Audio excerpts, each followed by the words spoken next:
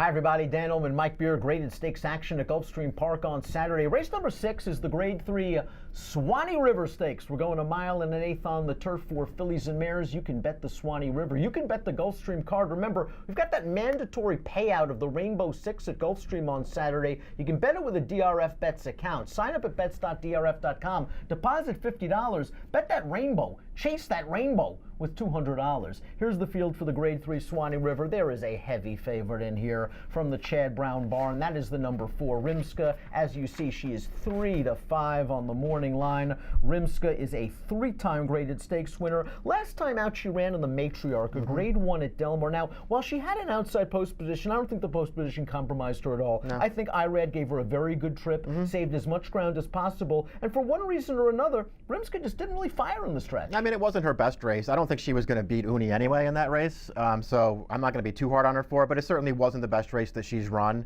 I think it's pretty clear when you start going through her PPs, if she shows up and runs even close to her best race, she's just going to be too much for this field. She's actually very talented. That race 2 back in the Athenia, that was 104 Buyer notwithstanding, that was a tremendous performance. She never got out of a gallop in there. Oh, she just swept by that field in the stretch, had no problems whatsoever. Giant class drop in here. The Matriarch already a key race. Vasilika, the 4th place finisher, coming back to win the Grade 3 Megahertz with a 94 Buyer speed figure. She does have enough tactical speed to stay close, although Rimska's basically known as more of a mid-pack to one-run closer. And maybe if something's going to beat her, it's going to be the pace. So we'll throw up the Timeform US pace projector for the Suwannee River. And the number 5, Valedictorian, is expected to make the early lead. Valedictorian, I thought, ran fine last time out in the Grade 3 Marshuas River, her 2nd start of the form cycle. She broke well. Tyler Gaffalione had her off with the pace. She came with a 3-wide bid. She had every chance in the stretch, and she kind of just finished evenly at 1 1/16. Maybe she can improve 3rd start of the form cycle, but I'm sure there are some handicappers that worry that she's not really a graded stakes horse. Yeah, I think that would be the main concern. And listen, she did the best she could do last time against a couple of horses who aren't as good as Rimska either, so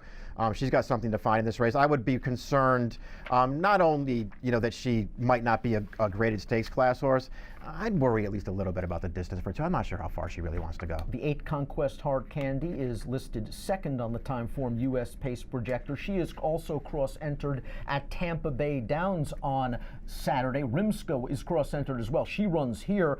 I wonder if Conquest Hard Candy goes to Tampa to avoid Rimska, but if she stays here, last time out I thought she had a little bit of trouble. She ran well in the South Beach Stakes, and I think they'll use her speed more here. Yeah, I think they probably would too if they stay in this race, and I'm kind of with you. I feel like maybe they'll avoid Rimska and go in the other one, but if they run her here, if she was mine, certainly in this field, I would just try and put her on the lead. Going 9 furlongs is not going to be easy for her, but they got to put her on the front and try and wire the field. Sitting 3rd on the pace projectors, the 3 AV's Mineshaft, who actually was on the lead last time out in the Carotene when going up against her arch nemesis at Woodbine, Dixie Moon, and I think she's more effective in this position, stalking and pouncing as she did when she beat Dixie Moon in the Wonderwear, going 1 1/4, 3 starts back, but she's going to have to deal with a little bit of a layoff. We haven't seen her since October. I mean, I guess the thing with her that you like about her is the distance is no problem for her. She wants to go longer than this. It seems like when you go back and watch that Wonderwear, the 1 1/4 race where she beat Dixie Moon was 1-5 in that race. That race was all about the distance. That's the only reason she won that race. She just outstayed that horse at the end and got it done.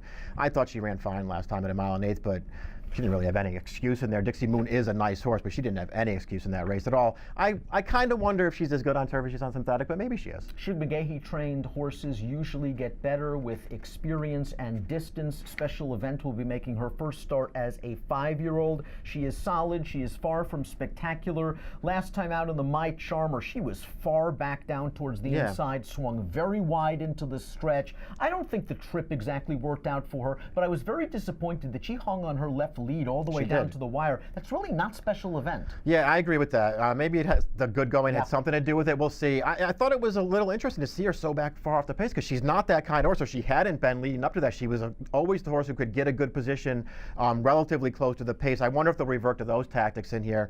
I'm fine with her going 1 1/8. I think she fits pretty well in this field. That My Charmer has already turned out to be a key race. The 4th place finisher, Bellevue, who finished directly behind Special Event, came right back to win the Marshuas River for Todd Pletcher with a 92 Beyer speed figure. Invading from the fairgrounds is the runner down towards the rail, the number 1 Vagabond Princess. This horse earned a stakes placing last time out at the fairgrounds. I thought all in all it was a pretty good trip. She saved ground, she eased out to split on the far turn, she came out again in the stretch, and then was just no match for the class-dropping Southern California Invader Beau Recall. She's a filly that I think needs some pace, though. Yeah, she ran pretty well last time. I mean, she didn't have, I'm with you, she didn't have an excuse in there, but Beau Recall is just a little bit better than her. She ran fine, I thought.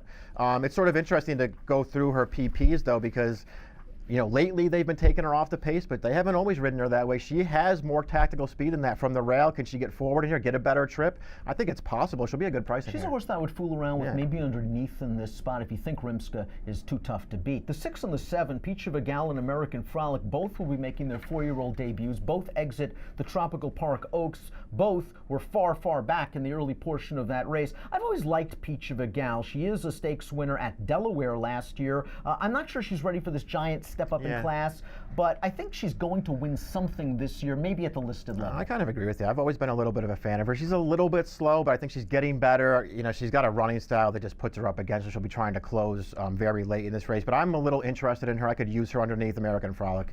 I thought she was in a little tough here. Third place finisher of that Tropical Park Oak, Semper Centenier for Mark Henning, returned to run a good third in the Grade 3 La Prevoyante with an 89 Beyer speed figure. I'm with you. I think American Frolic needs to improve in her second start of the form cycle and first race against older horses. We take a look at our top selection for the Suwannee River. I just think Rimska's too good. I think Chad's going to have her ready to roll coming back off the layoff. The 1 1/8 doesn't really worry you at all. She won the Commonwealth Oaks at that distance, and if you give her a fair pace, she's going to come with a run. Yeah, I agree with all that stuff. I just think she's too good for these horses, and I don't really want to try and beat her in this race. I'm going to try to get Vagabond Princess maybe into the exotics here underneath. So I'm going to go 4, 1, 2, and 8. Mike likes Rimska in race number 6, the Grade 3 Suwannee River Stakes. Bet this card with a DRF Bets account. When you deposit 50, you bet with 200. DRF Bets, ready, set, bet. Approximate post time for the Suwannee River, 2:27 Eastern on Saturday. Good luck.